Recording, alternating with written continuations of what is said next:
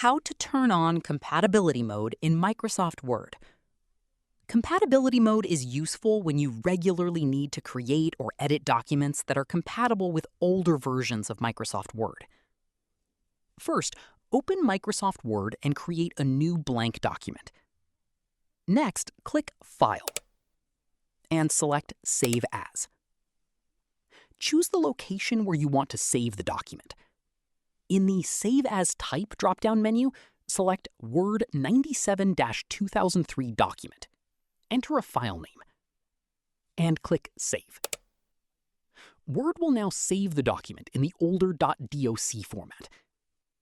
You can confirm that compatibility mode is enabled by looking at the document's title bar. It should display compatibility mode next to the file name. And that's how you can use compatibility mode in Microsoft Word. If you found this tutorial helpful, don't forget to like the video and subscribe for more Microsoft Word tutorials.